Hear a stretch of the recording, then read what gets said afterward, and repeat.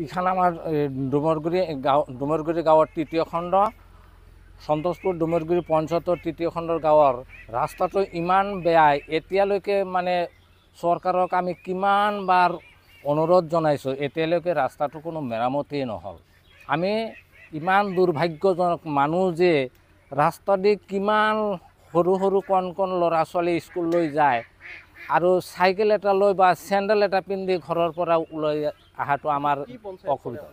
ডুমৰগুৰিৰ তৃতীয় খণ্ড, সন্তোষপুৰ ডুমৰগুৰিৰ তৃতীয় খণ্ড গাঁও পঞ্চায়ত, সন্তোষপুৰ ডুমৰগুৰি গাঁও পঞ্চায়ত। আগতেও অভিযোগ কৰা হৈছিল, কিন্তু চৰকাৰে এতিয়ালৈকে কোনো এই ৰাস্তাৰ প্ৰতি কাণসাৰ দিয়া নাই, চেষ্টা কৰা নাই। এই বাটপথেৰে কিমানমান মানুহ অহা যোৱা কৰে? এই বাটপথেৰে কমচে কম 1000 মান মানুহ অহা যোৱা কৰে, কণ কণ ল'ৰা ছোৱালী বাদেও। কি ক'ব চৰকাৰক, কি ক'ব? চৰকাৰক আমি অনুৰোধ জনাই আছোঁ যে ৰাস্তাটো যাতে অতি সোনকালে মানে মেৰামতি কৰি দিয়ে।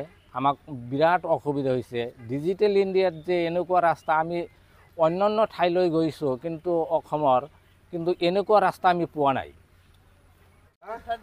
সন্তোষপুৰ ডুমৰগুৰি গাঁও পঞ্চায়তৰ আমাৰ এইখিনি ডুমৰগুৰি তৃতীয় খণ্ড।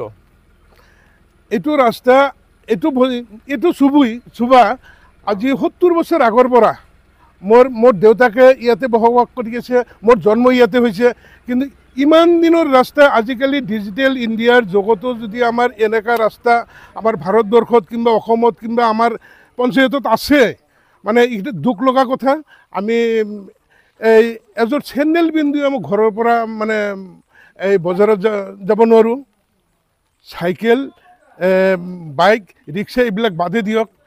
এনেকুৱা দুৰৱস্থা, মানে কৰ্তৃপক্ষক আমি বহুতো জনাইছোঁ, আমাৰ পঞ্চায়ত প্ৰতিনিধিক জনাইছোঁ, কিন্তু পঞ্চায়ত প্ৰতিনিধিয়ে কয় প্ৰত্যেক বছৰে, আজি 15 বছৰ পৰা মই চাই আছোঁ, মানে এইটো ৰাস্তা ধৰা হৈছে, এইটো ৰাস্তা হ'ব, কিন্তু 15 বছৰ ধৰি ধৰা হৈছে আৰু হ'ব, এইখিনিয়ে লৈ আছে, ইয়াৰ ওপৰত একো হোৱা নাই।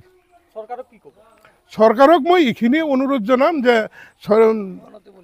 অনতিপলমে যাতে আমাৰ এই ৰাস্তাখন পকীকৰণ যিয়ে হওক, বৰ্তমান কিবা এটা মানে আমাক সুবিধা কৰি দিয়ে, সেইখিনি মোৰ অনুৰোধ থাকিল।